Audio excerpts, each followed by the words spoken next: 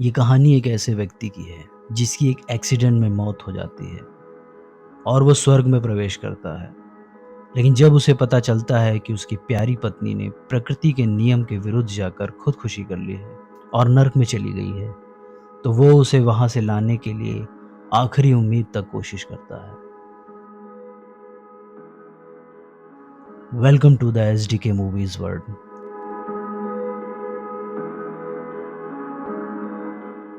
We are presenting what dreams may come.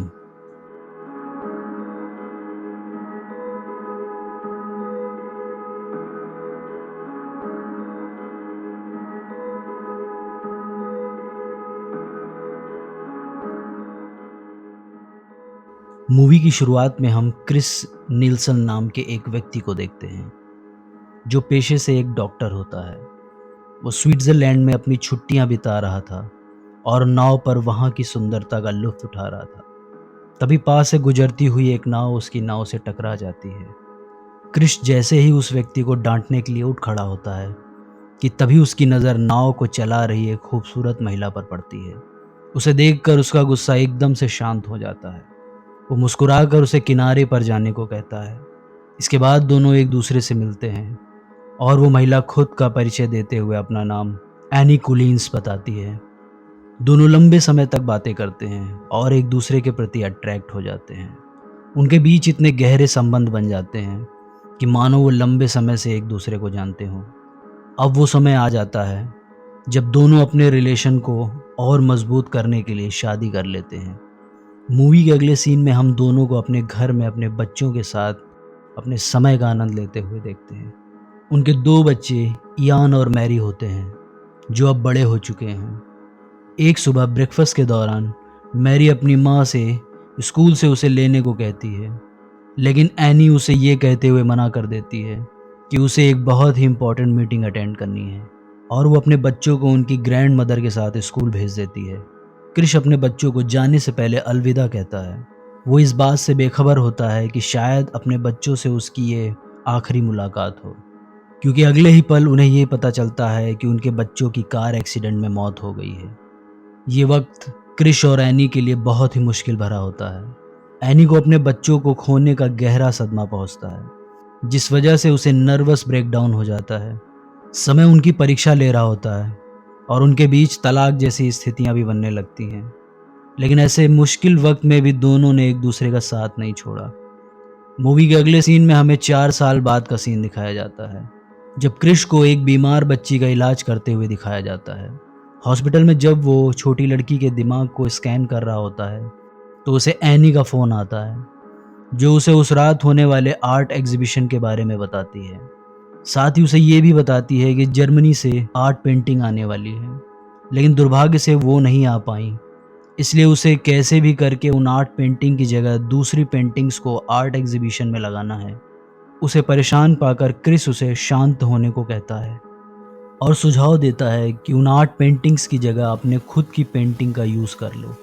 Any उसकी बात मान जाती है और क्रिस उसे प्रॉमिस करता है कि जैसे ही वो हॉस्पिटल से फ्री हो जाएगा, वो पेंटिंग्स को घर से उठाकर उसके पास ले आएगा।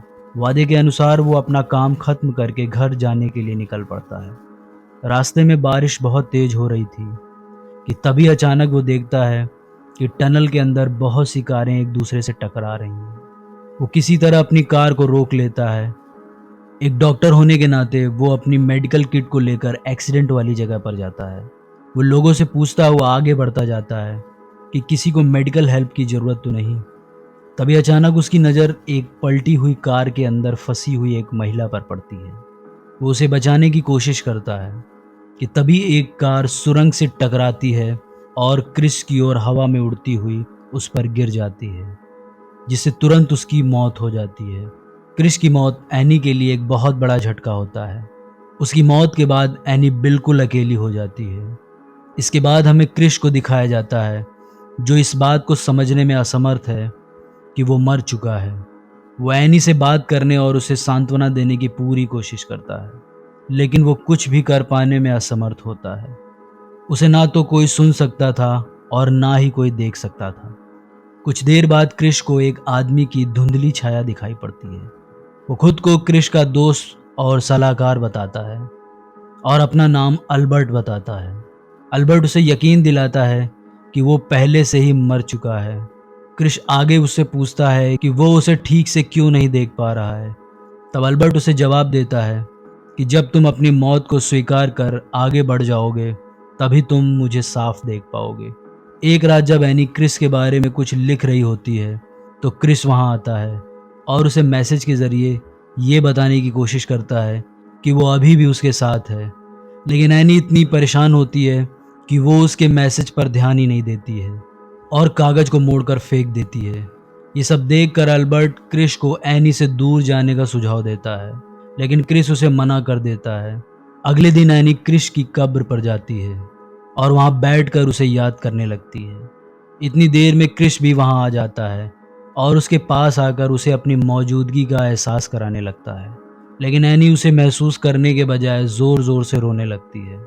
ये सब देखकर क्रिश बहुत निराश हो जाता है क्योंकि लाख कोशिशों के बाद भी वो एनी को अपनी मौजूदगी का एहसास नहीं करा पा रहा था, इसलिए वो उससे दूर जाने का फैसला करता है। मूवी के अगले सीन में हम क्रिश को स्वर्ग में एक बहुत ही खूबसूरत जगह पर देखते हैं जो बिल्कुल एनी की बनाई हुई पेंटिंग की तरह होती है। अब वो अल्बर्ट को साफ देख सकता है क्योंकि उसने अपनी मौत को एक्सेप्ट कर लिया है और आगे बढ़ गया है। अल्बर्ट उसे बताता है कि वो जो कुछ भी अपने चारों तरफ देख रहा है वो उसके खुद के विचार और कल्पनाओं से नियंत्रित हो रहा है। जल्द ही क्रिस एक ड्रीम हाउस को देखता है जो एनी की ही बनाई हुई पेंटिंग में से एक होती है। वो अल्बर्ट के साथ पेंटिंग में प्रवेश करता है और उसके इंटीरियर को देखकर हैरान हो जाता है क्योंकि वो हूबहू वैसा ही होता है जैसा कि एनी ने अपने कैनवास पर पेंटिंग की थी। कुछ समय बाद क्रिश और अल्बर्ट पहाड़ों की तरफ टहलने जाते हैं जहां अल्बर्ट पहाड़ियों के बीच एक बैंगनी रंग के पेड़ को देखता है। उसी समय हम एनी को कैनवास पर पेड़ को ये सोचकर बनाते हुए देखते हैं कि मानो वो अपनी पेंटिंग के जरिए क्रिश से बातें कर रही हो। क्रिश ये सब देखकर खुशी से चौंक जाता है क्योंकि वो उन चीज़ों को अपने सामने देख रहा था जो एनी अपने रियल लाइफ में पेंट कर रही है। ये देखकर अल्बर्ट क्रिश को बताता है कि तुम और एनी जन्म जन्म के साथी हो, जिस वजह से तुम स्वर्ग में इस पेड़ को देखने में सक्षम हो। दूसरी ओर एनी को जैसे ही इस बात का एहसास होता है कि अब क्रिश इस दुनिया में नहीं है और अब वो उसकी पेंटिंग को नहीं देख सकता है, इसलिए वो कैनवास पर पानी डालने लगती है और पेंटिंग खराब हो जाती है। ठीक उसी वक्त हम उस पेड़ को स्वर्ग में नष्ट होते हुए देखते हैं जिसे क्रिश और अल्बर्ट देख रहे होते हैं। क्रिश अपनी आंखों के सामने उस पेड़ के पत्तों को नीचे गिरते हुए देखता है, जिससे उसे ये समझ आता है कि एनी इस वक्त उदास और अकेली है। ये सोचकर वो गुस्सा हो जाता है क्योंकि वो चाह कर भी एनी के लिए कुछ भी नहीं कर पा रहा था। इसके बाद क्रिश अपनी बेटी मैरी के एक खिलौने को देखता है और अल्बर्ट से पूछता है कि वो अपने बच्चों को क्यों नहीं ढूंढ पा रहा है। जवाब में अल्बर्ट उसे बताता है कि उसके बच्चों ने अपनी नई दुनिया बनाई है और जब भी वो तैयार होगा तभी वो अपने बच्चों को देख पाएगा। अगले दिन क्रिस से मिलने एक खूबसूरत लड़की आती है जिसका नाम लियोना होता है। वो क्रिस को बताती है कि अल्बर्ट किसी ज़रूरी काम से बिजी है, इसलिए मुझे तुम्हारा ख्याल रखने के लिए भेजा है। फिर वो क्रिस को अपनी दुनिया में ले जाती है जहाँ वो हर किसी को उड़ते हुए देखता है। वहाँ पर हर कोई खुश और मस्ती करते हुए दिखाई देता है।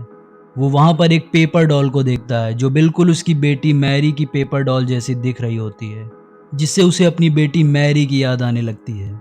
जल्दी उसे पता चल जाता है कि लियोना ही उसकी बेटी मैरी है। दोनों बहुत खुश हो जाते हैं और एक दूसरे को गले लगा लेते हैं। इसके बाद अल्बर्ट उसे मिलने आता है और उसे एनी की मौत की खबर सुनाता है। पहले तो ये सुनकर क्रिश बहुत दुखी होता है, लेकिन जैसे ही उसे पता चलता है कि वो एनी से मिलने वाला है वो खुद को शांत कर लेता है और वो अल्बर्ट से पूछता है कि वो एनी से कब मिल पाएगा। वो क्रिश को समझाने की कोशिश करता है कि वो एनी से अब कभी नहीं मिल पाएगा क्योंकि उसने सुसाइड करके प्रकृति द्वारा बनाए गए मौत के नियमों को तोड़ा है, इसलिए उसे अपनी सज़ा पूरी करनी होगी। एनी से मिलने के लिए बेताब क्रिश अल्बर्ट से कोई रास्ता ढूंढने को कहता है, लेकिन वो उससे कहता है कि सुसाइड करने वाला कोई भी इंसान स्वर्ग में नहीं आ सकता है। उसकी बातें सुनने के बावजूद भी क्रिस उससे कहता है कि एनी मेरी जन्म जन्म की साथी है मैं उसे ढूंढने के लिए कुछ भी करूंगा और उसे स्वर्ग में वापस लेके आऊंगा। अपनी पत्नी को पाने के लिए उसकी बेचैनी को देखकर अल्बर्ट उसे एक ट्रैकर के पास ले जाने का फैसला करता है, जो उन्हें जहन्नुम में एनी को ढूंढने की मदद करेगा। इसके बाद अल्बर्ट और क्रिस एक बोट के सहारे उस ट्रैकर से मिलने निकल पड़ते हैं। वो जगह एक लाइब्रेरी की तरह दिखाई देती है। वो ट्रैकर एक ओल्ड मैन होता है। अल्बर्ट क्रिस को उससे मिलवाता है। वो ट्रैकर क्रिस को बताता है कि वो लोग एनी को ढूंढ सकते हैं, लेकिन एनी उन्हें समझने और पहचानने में सक्षम नहीं होगी। जल्द ही वो लोग जहन्नुम की ओर निकल पड़ते हैं। रास्ते में उन्हें बहुत ही खराब मौसम का सामना करना पड़ता है। वहां पर बुरी आत्माएं उन पर हमला कर देती हैं। बुरी आत्माएं उनकी नाव को समंदर में गिरा देती हैं। मूवी के अगले सीन में हम देखते हैं कि तीनों किनारे पर आ जाते हैं और क्रिस उस अजीब जगह के बारे में पूछता है। ट्रैगर उसे बताता है कि वे लोग जहन्नुम के द्वार के पास हैं और साथ ही ये भी बताता है कि उसे एनी का सिग्नल मिलना बंद हो गया है। तब क्रिस उसे जवाब देता है कि वो कुछ समय के लिए किसी और के बारे में सोचने लगा था, जिस वजह से एनी का सिग्नल मिलना बंद हो गया। क्रिस यही सोचता है कि अगर उसे नर्क का सामना करना पड़ा तो अपने बेटे इयान के बारे में उसे कैसे बताएगा। तभी अचानक उसे पता चलता है कि जिसके साथ वो इतने समय से रह रहा होता है वो अल्बर्ट ही इयान होता है। वो खुश होकर उसे गले लगा लेता है और दोनों मिलकर एनी को ढूंढने का फैसला करते हैं। लेकिन दुर्भाग्य से ट्रैकर इयान को साथ चलने से मना कर देता है, क्योंकि क्रिस ने उसे अपने बेटे के रूप में पहचान लिया था, जिस वजह से क्रिस को एनी को याद करने में कठिनाई हो रही थी। इसलिए वो इयान के बिना ही जहन्नुम की यात्रा तय करते हैं। इसके बाद क्रिस अपने बच्चों की मृत्यु के बाद बीते पेनफुल सिचुएशन के बारे में याद करके ट्रैकर के साथ अपनी ट्रैकिंग जारी रखता है।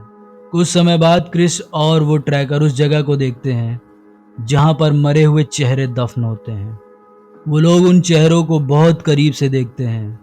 क्रिस भी उन चेहरों में से एनी के चेहरे को पहचान लेता है।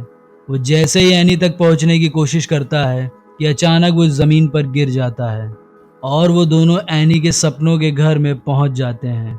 इसके बाद ट्रैकर उसे याद दिलाता है कि अगर वो 3 मिनट से ज़्यादा यहाँ पर रुका तो हमेशा के लिए नर्क में ही फंस जाएगा। इसलिए वो क्रिस को समझाता है कि अब एनी को अलविदा करने का समय आ गया है। वो सब कुछ भूल चुकी है। उसके पास एनी को पुरानी बातें याद दिलाने और उसे स्वर्ग में वापस लाने के लिए कुछ ही मिनट्स बचे होते हैं। जैसे ही वो इस उजड़े हुए घर में आगे बढ़ता है, तभी वो वहाँ पर एनी को रोते हुए पाता है। एनी भी उसे देखकर पहचानने की कोशिश करती है, लेकिन कुछ याद ना होने की वजह से वो उसे पहचान नहीं पाती है। क्रिस उसे साथ बिताए हुए पलों के बारे में भी बताता है, लेकिन उसकी सारी कोशिशें नाकाम साबित होती हैं। तब वो ट्रैकर के पास आता है और उसे वापस स्वर्ग में जाने से मना कर देता है और एनी के साथ नर्क में अनंत काल तक रहने का फैसला करता है। वो ट्रैकर से रिक्वेस्ट करता है कि तुम मेरे बच्चों से कहना कि तुम्हारे पिता तुम्हें बहुत प्यार करते हैं। ऐसा कहकर वो एनी के पास वापस आ जाता है और उसे बताता है कि वो हमेशा के लिए नर्क में उसके साथ ही रहेगा। वो अपने बच्चों की मौत के बारे में कुछ ऐसा कहता है जिससे एनी को धीरे धीरे सब कुछ याद आने लगता है। उसे महसूस हो जाता है कि क्रिस ही उसका पति है, लेकिन अब बहुत देर हो चुकी है। क्रिस पहले से ही बताए गए टाइम से ज़्यादा समय बिता चुका था। अपनी याददाश्त वापस आने के बाद एनी कुछ भी नहीं चाहती थी सिवाय क्रिस की ज़िंदगी के। मूवी के अंत में हम देखते हैं कि क्रिस जैसे ही अपनी आंखें खोलता है वो खुद को स्वर्ग में पाता है। उसे एहसास होता है कि उसने एनी को खो दिया है, लेकिन जैसे ही वो पीछे मुड़कर देखता है तो वह हैरान रह जाता है, क्योंकि सामने उसे अपनी सोलमेट एनी दिखाई पड़ती है। क्रिस उसे देखकर बहुत खुश होता है और खुशी के आंसुओं के साथ अपना प्यार जाहिर करता है। क्रिस और एनी को अपने दोनों बच्चे फिर से मिल जाते हैं। वो उन्हें पाकर बहुत खुश होते हैं।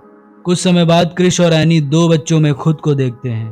वो उन्हें देखकर अपनी पहली मुलाकात के बारे में सोचने लगते हैं और सारी जिंदगी साथ जीने मरने की कस्में भी खाते हैं।